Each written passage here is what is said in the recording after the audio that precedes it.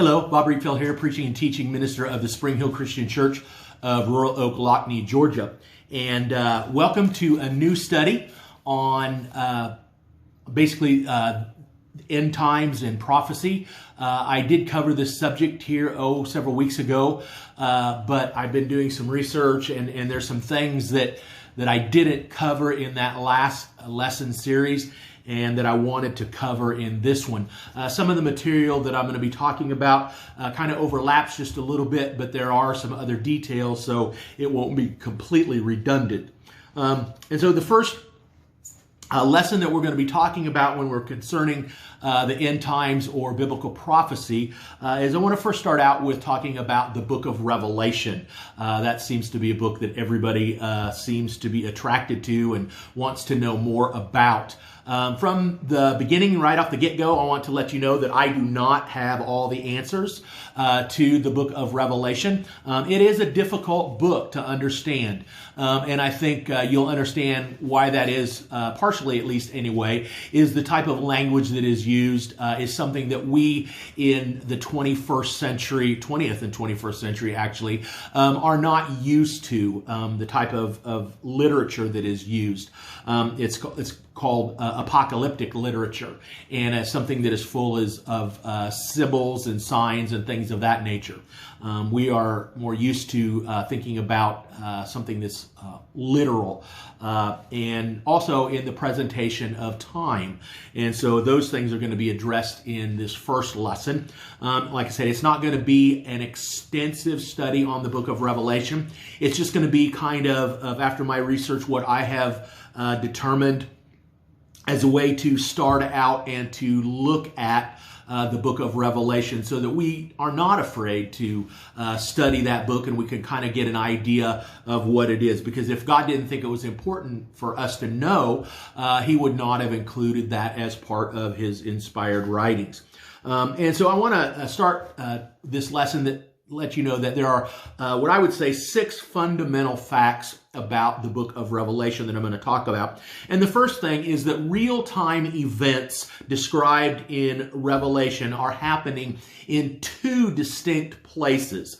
You remember in Colossians chapter 1, verse 16, it says that all created things consist of both in the heavens and on earth, visible and invisible. And thus, created reality consists of these 2 distinct places. One is the visible universe, or the heavens and the earth, created in Genesis 1:1. This is the physical universe in which we all as human beings live during this lifetime.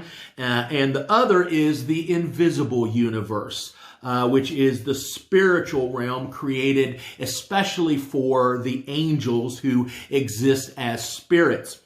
This spiritual realm is where God has established a throne room in which He appears in a permanent theophany to the angelic beings. And those of you, theophany is a physical form that God Himself creates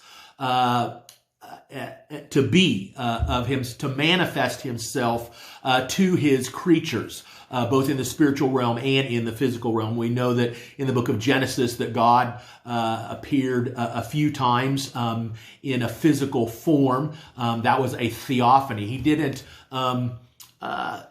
inhabit an already existing body. It was something that He created for Himself at that specific time. And so the second place is the spiritual universe, where God has established a throne room in which He appears in a permanent theophany to the angelic beings. Now, the first thing to keep in mind when approaching the book of Revelation is that the events of the first 3 chapters are happening here on the earth, in our visible universe. These are things that John the Apostle, the author of the book of Revelation, experienced in this world. But from chapter 4 on through the rest of the book of Revelation, the scenes change to the heavenly throne room in the angelic world that I just described. And this throne room is also called heaven. in one of the four senses in which heaven is used in the Bible. We'll talk about that in our next lesson. And so throughout chapters 4 through 22 of the book of Revelation, the things John experiences are happening in the heavenly reality. The second fact about the book of Revelation is that there are two kinds of narratives or events in the book of Revelation. It's important to see that the various events described in the book of Revelation are occurring on two different levels, as it were. Some of the narratives are happening in real time, while others are prophetic visions unfolded in John's mind, but not actually occurring on the level of reality. The latter represent things that will take place in real history, but as they appear to John, they are symbolic images. In chapters 1 through 3, the book begins with narratives or events that are occurring in real time in connection with the Apostle John's life. They are historical events actually experienced by the Apostle John or else described to him. Chapter 1 tells us about the beginning of John's revelation experiences on the Isle of Patmos in this time-space universe in which we inhabit. He is in exile on this Mediterranean island called Patmos, which is a rocky, barren place, which is about 6 to 10 miles in size. And John was exiled there by the Roman Emperor Domitian in about AD 95. Some important teaching about Christ is given to us in chapter 1, verses 17 and 18. Chapters 2 and chapter 3 are Jesus' description to John of the spiritual condition of 7 typical or representative churches revealed to John while he is still conscious of being on the island of Patmos. Then in chapters 4 through 22, John's experience switches from this visible physical universe to the angelic, spiritual, invisible universe. Either in his body or in his spirit only, or just in his consciousness, John is in the divine throne room of this angelic heaven. And here he sees and describes what is actually happening in this glorious place that we are now calling heaven. He's not the first to see those type of things. If you remember back in the book of Exodus chapter 24, Moses and the 73 other Israelites were allowed to see this manifestation of God in this heavenly environment, as was Isaiah, as it's described in his book, Isaiah chapter 6, the first 4 verses. Also in Ezekiel chapter 1 and Daniel's visions in chapter 7, specifically verses 9 through 14. John describes for us some things that he saw in this angelic heavenly realm. He saw God the Father in the theophany that he represents to the angels, and he saw how the angels worship him. He also saw Jesus in his glorified human body sharing the throne with the Father. And he saw the spirits of some deceased believers who exist in that place until the second coming of Christ. But most important, this heavenly throne room is where John is given most of the revelations that he records in this book of the Bible. And I think of John being ushered into this gigantic theater where there's only one seat, and that is for John himself. And spread out before him is this gigantic screen. And only it's not just a two-dimensional screen, but it's a three-dimensional screen. And it's huge. It's the size of the cosmos, in which these majestic holographic type images can be projected. And the things that John is going to describe for us in chapters 6 and following were things that he saw depicted just for him, and things he was commanded to write down and described for us. These things are not actual events happening in real time, but are symbolic representations taking place just for John in this three-dimensional type of theater.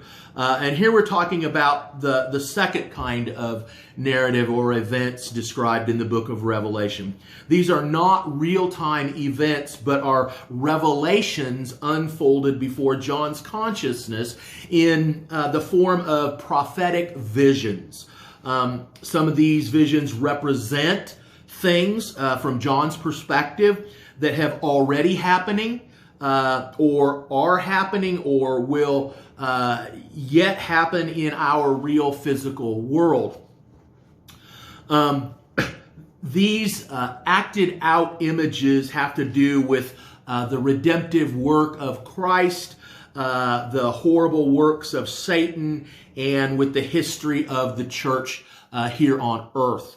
Other visions represent things that will happen after this world ends. In other words, the events of the last days, Judgment Day, hell, and the final heaven. And this is very important. These are symbolic revelations and are not necessarily meant to be taken literally, which I'll discuss in my next point. They are not literal, but they are figurative. They represent the general character and experience of God's people, the church, and of the world in the period of time between the first and the second coming of Christ, as well as the events that will follow. These symbolic visions are similar to animated films or computer-generated films or computer-generated holographic images. And John watches them and then describes them for us. And third, which I alluded to, the language of Revelation is mostly figurative and not literal. Excuse me. The language and the images of this book are definitely figurative or symbolic and not literal. In fact, the general biblical rule concerning prophecy is that it often contains figurative language. If there's a prophet, or in Numbers 12, 6 through 8, God contrasts Moses with the other prophets. Thus, it says in Numbers 12, 6 through 8, if there is a prophet among you, I, the Lord, shall make myself known to him in a vision. I shall speak with him in a dream. Not so with my servant Moses. He is faithful in all my household. With him I speak mouth to mouth, even openly, and not in dark sayings. Here God is affirming that most of the time he speaks with most prophets in dreams and dark sayings or riddles. And he confirms this in Hosea 12:10, where he says, I have also spoken to the prophets, and I gave numerous visions, and through the prophets I gave parables. Riddles and parables are definitely in the category of figurative language. And this certainly applies to the book of Revelation, as even the defenders of literalism must often admit. Actually, we don't have to simply assume that this is the case. The fact is that the book of Revelation itself tells us in its very first verse that we should take its images figuratively. Revelation 1:1 says, a New King James Version, the revelation of Jesus Christ, which God gave him to show his servants things which must shortly take place, and he sent and signified it by his angel to his servant John. The key word here is signified. This is how many versions translate it. Some others water it down and use the word communicate, the New American Standard Version, one of my favorite versions, or made known in the Revised Standard Version or in New International Version or the English Standard Version. But I think the New King James Version translates it correctly. And when it says it signified it. The Greek word here used is seimino. The strict meaning of this word is to communicate in signs and symbols. Note signified. means to speak in signs or figures or symbols. This verb is derived from the Greek sema, which means sign or symbol. And this word should not be taken in the generic sense of communicated, especially since the book of Revelation is a clear example of apocalyptic literature, which is always mostly symbolic. Here it means signified, spoken in signs. The New American Standard itself does add this footnote to that word where it says or signified.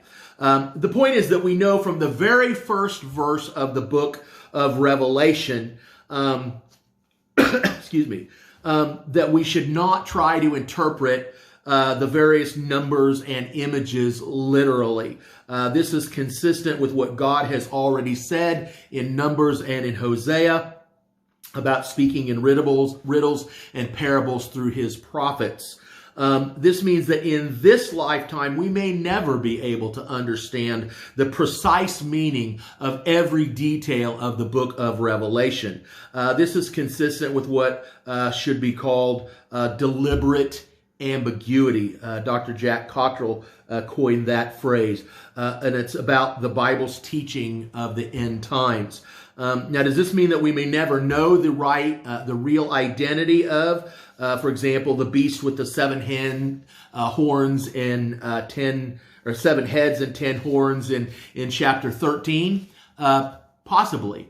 But almost without exception, there is one thing we will always know about these figures. We will always know who are the good guys and who are the bad guys. And we will always know who wins. And this is also consistent with a conclusion that I want to bring about how these figures have been interpreted through the centuries in Christian thought. It's very likely that these figures were never intended to mean just one thing, or to refer to just one event or just one person in connection with church history. They are general enough to fit certain world leaders or movements in any century of our history. And that means Christians in any era can look around and identify figures that can qualify as the Antichrist. For example, this allows us to say in whatever century we might live as Christians that Christ could come at any moment. The signs are there. The bottom line is that the Bible itself does not always give us the interpretation of symbolic prophecy. So we will probably have to wait until the final heaven to understand and to know for sure what it means. So, of what value then is the book of Revelation? Well, if we cannot understand it, then why has God given it to us? I didn't say that we couldn't understand it at all, but I will say that only that some parts or some details are in figurative language and that the images depicted thus may not have just one specific historical counterpart. These images describe the kinds of things that will happen between Christ's first coming and his second comings, and they have different applications in different eras, I believe. Besides, it's not the purpose of this book to give us a detailed and comprehensive preview of Christian history and of God's plan for the future. So then you would ask, so what is the purpose of the book of Revelation? Which is fact number 4 that we gain. The purpose of the book of Revelation is to show us that God is in charge of the whole course of history. That's what it has to do. That's the purpose. Many think it was intended to give us a veiled description of various events in world history leading up to the end times. But this is really not its purpose. Rather, it's intended to drive home to our minds this one basic fact, namely that God is in charge of the course of history and of the detailed affairs of this world. Now, why is it important to know this? Consider these illustrations. You go into a grocery store and you see clerks playing catch with the apples and the cabbages. You see the checkout folks playing poker with the cash register money. You see the stalkers stacking up the soup cans and bowling them over with cantaloupes. Someone throws a tomato and hits you in the face. And, what comes to your mind? Who's in charge here? Is what comes to mind. Or maybe you go to a high school classroom and see that the students have the teacher all tied up in the corner, and you see them shooting dice in the middle of the floor or chopping up desks to build a fire. You see vulgar words written on the board or the walls. And, what comes to your mind when you see this? Who's in charge here? Don't you ever feel like saying things like that about the world in general in this present evil age, as Galatians 1:4 calls it? Everything seems to be in such a mess. Sin continues to increase. Crime and drug use just abound in this world. There's no respect for law and order and justice. Enemies of God, for example, Islam, materialism, communism, humanism, evolutionism. They seem to be taking control of the world and constantly attacking Christianity. And Christian values and beliefs are under attack in the educational system, in the media, in the judicial system. Wicked people do all sorts of evil things and get away with them. God-fearing people are mocked and they are trampled upon. And so we look at the world and we cry out, who's in charge here? The book of Revelation was written and included in the Bible specifically to answer this question and to assure us that God is in charge. Although wickedness seems to have the upper hand many times, and although things seem to be upside down in our world, God knows about it and will bring about justice in the end. God does have a plan for the future. We do not know what it is in detail, but He does have a plan. He is in charge. He is in complete control. Now, the assurance we have is this.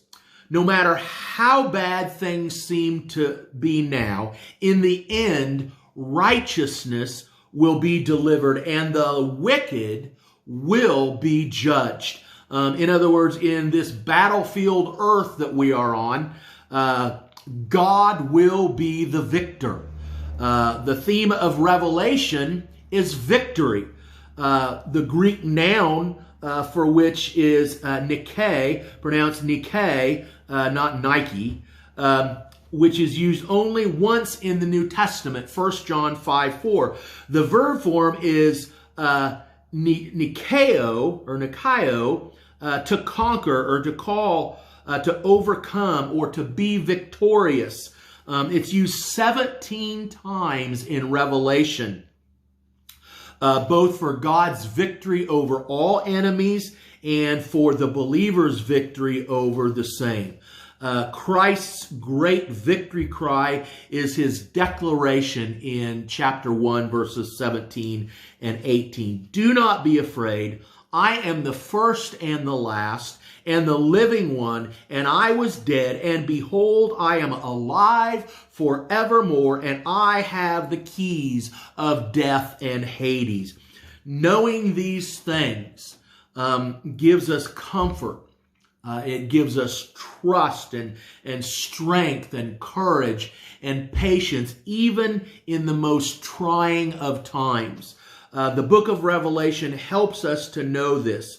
In other words, not just that God will be the ultimate victor, but that we who are in Christ Jesus will share that victory with him. We shall overcome. We shall win the victory, as the song says. Revelation 21:7, he who overcomes shall inherit these things, and I will be his God, and he will be my son. Now, how does the book of Revelation instill in us this spirit of victory? That brings us to the next fact. The outline of the book of Revelation is not chronological. Let me say that again. The outline of the book of Revelation is not chronological, but is rather a series of parallel descriptions of Christian history leading up to the end times. Let me say that again. The outline of the book of Revelation is not chronological, but it's rather a series of parallel descriptions of Christian history leading up to the end times.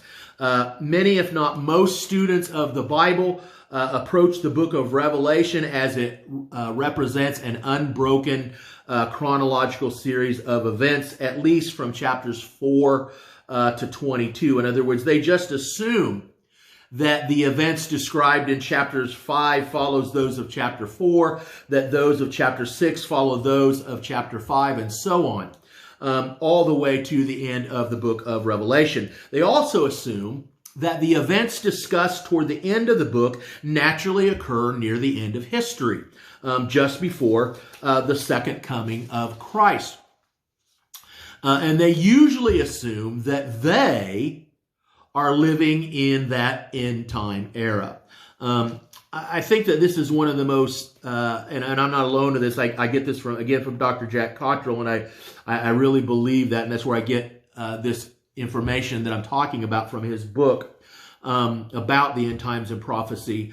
It's a very serious mistake that people make when they're trying to understand the book of Revelation, that it is a chronology of events instead of a parallel series of events described in the book. It's a false understanding of the outline and structure of the book of Revelation. Approaching it with this assumption has led to just a great deal of misunderstanding and to many futile efforts to interpret it. If the material then is not to represent an unbroken chronological series of events, then how is it arranged? And that's a crucial point. By far the best understanding is that Revelation is divided into several sections that are intended to be parallel descriptions of Christian history and the end of the world.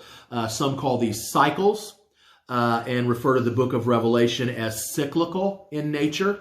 That's to say that there are several parallel units, each discussing the same thing in a different way, each covering the same ground, but from a different perspective. An illustration of that would be sometimes a symphony will develop one single musical theme, or will repeat one musical refrain several times over and over, yet in different ways. And this is the way the book of Revelation is put together. It's put together like a symphony. It's developing a single theme, a single main point. To be sure that we get that point, it is made several times and in several ways. And so what is the point? The fact that God is in charge. Each segment of the main part of the book gives a symbolic description of some aspect of Christian history, beginning as early as Christ's first coming. In the segment, the strength of the forces of evil is alluded to or described via the kind of symbolism. But in order to make the point that God is in charge, each segment ends with some reference to a judgment day, or the judgment day, when God's justice will prevail and all things will be made right. This point is made several times, at least 5 times, beginning in chapter 4. Chapters 1 through 3 are an introduction to the book. And so before we get to the part of the chapter, I want to give a brief outline of these 5 cycles of throughout history as depicted in this book. The first cycle, chapters 4 through 7, the 7 seals, talks about the first coming of Christ. Who's in charge here? Judgment Day, and then final heaven. Chapters 8 through 11, again, talks about the 7 trumpets, the second cycle. Throughout, it's who's in charge here. The loosing of Satan is talked about. The church's victory, second coming, judgment. The third cycle, chapters 12 through 14, the dragon and the beast. The first coming of Christ, who's in charge here. Judgment and wrath on the wicked are then talked about. The fourth cycle, chapters 15 through 19, the bulls in Babylon. We see who's in charge here. We see then heaven, and then we see hell talked about. And then in the fifth cycle, the heavenly kingdom. We see the first coming, the church era, and then the loosing of Satan in the second coming, and the judgment day, and then the final heaven. So that's just kind of a brief outline of the book of Revelation in its parallel form, its cyclical form. Then the sixth fact that we get from the book of Revelation is Christian history, the period between the first and the second coming of Jesus Christ. It's divided into 2 periods, according to Revelation chapter 20, verses 1 through 10.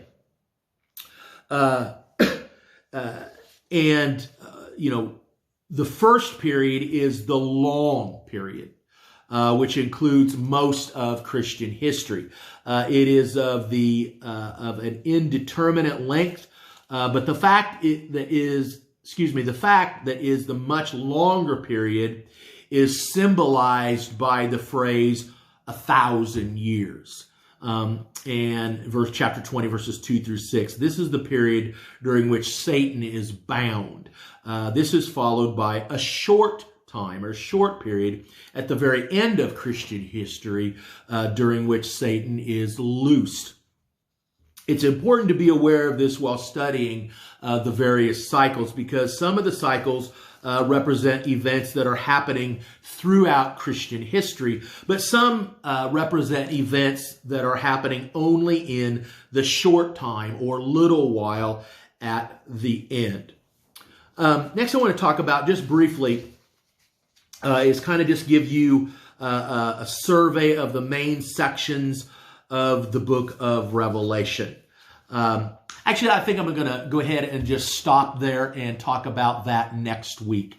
I think that's a lot for you to chew on. I know it's still a lot for me to chew on and study, but I hope this has motivated you to want to study the book of Revelation and to realize that it's possible to study the book of Revelation, but also to understand and realize that we may not know every single detail that is talked about in the book of Revelation. I hope you've enjoyed this study as much as I have enjoyed presenting it to you. I hope you have a great rest of the day. May God bless you and have a great rest of